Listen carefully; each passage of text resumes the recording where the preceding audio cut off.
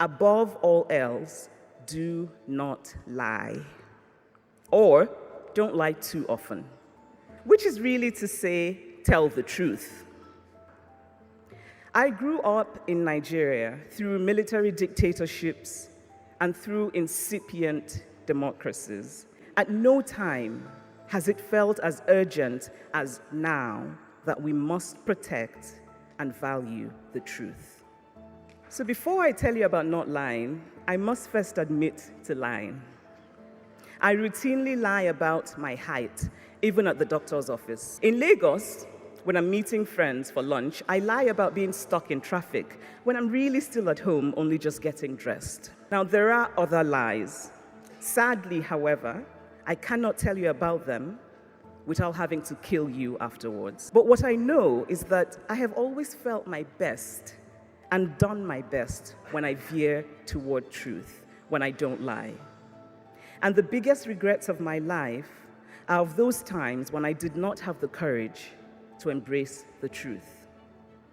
Now, telling the truth does not mean that everything will work out. Actually, it sometimes doesn't.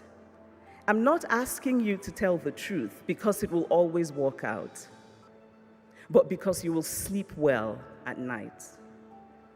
And there is nothing more beautiful than to wake up every day holding in your hand the full measure of your integrity. Many years ago, before my first novel was published, I attended a writers' conference here in the US. It was a gathering of many aspiring writers and a few established writers. Now, the former, the aspiring writers, sucking up to the latter, the established writers, was a revered ritual of the conference. And so, during one of the breaks, I walked up to a man, an established writer, whose name I knew well, but whose work I had not read. I shook his hand and told him what a fan I was. "I love your work," I said. His wife was sitting next to him. "So, which of his books have you read?" And I froze. "Which have you read?" she asked again. Everyone at their table was quiet, watching, waiting. I smiled a mad smile. And I mumbled, the one about the man discovering himself, which of course was complete bullshit. But I thought it might be convincing since that kind of describes half of all the novels written by men. And then I fled. But before I fled, I heard the writer say to his wife, "Honey, you shouldn't have done that." But the truth is that I shouldn't have done that. To read a novel is to give honor to art. Why lie about giving honor to something to which you have not? I was, of course, absolutely mortified that day, but I have come to respect what that writer's wife had: a fantastic bullshit detector. And now that I have the good fortune of being an established writer, one who does not like to miss an opportunity to wallow in praise, by the way, I can sense when a person is saying empty words, and it feels much worse than if they had said nothing at all. So have a good bullshit detector.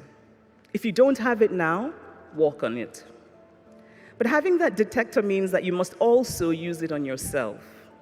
And sometimes the hardest truths are those we have to tell ourselves. When I first started sending out my early writing to agents and publishers and started getting rejections, I convinced myself that my work had simply not found the right home. Which might have been true, but there was another truth that took me much longer to consider: that the manuscript was not very good.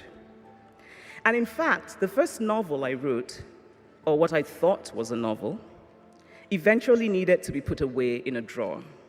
And I'm so grateful that it was never published.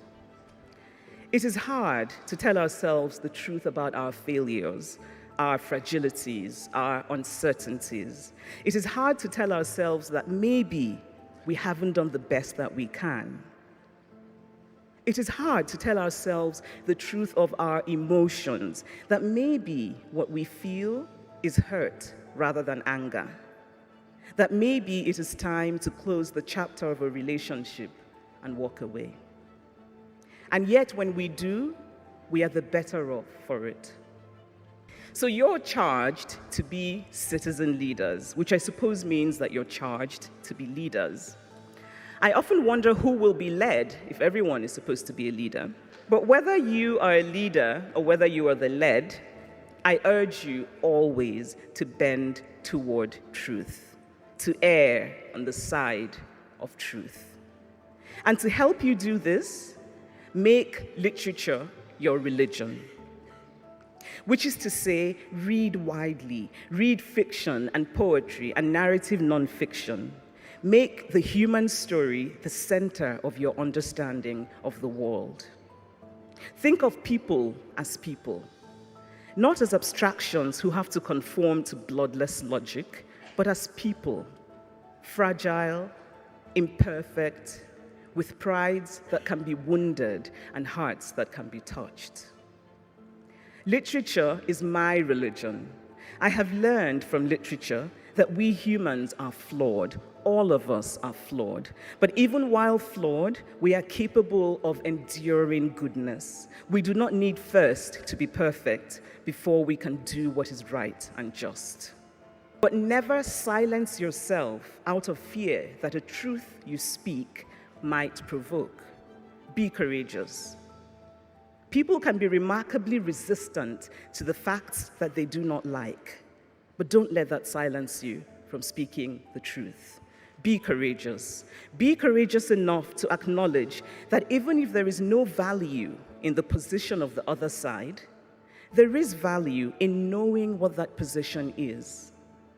Listen to the other side, at least the reasonable other side. Be courageous enough to acknowledge that democracy is always fragile and that justice has nothing to do with the political left or the political right. Be courageous enough to recognize those things that get in the way of telling the truth, the empty cleverness, the morally bankrupt irony, the desire to please, the deliberate obfuscation, the tendency to confuse cynicism for sophistication. Be courageous enough to accept that life is messy. Your life will not always perfectly match your ideology. Sometimes even your choices will not align with your ideology. Don't justify and rationalize it, acknowledge it. Because it is in trying to justify that we get into that twisting, dark, unending tunnel of lies from which it is sometimes impossible to re-emerge whole. Change a slice of the world, no matter how small.